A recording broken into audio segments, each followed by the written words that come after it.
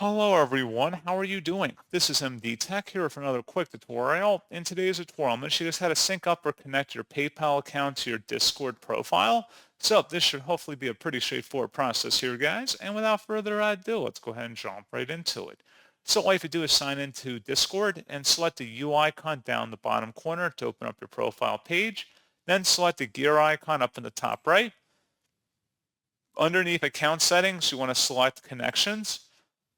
And then you want to select the little plus symbol right here over here to go expand additional apps you can connect to.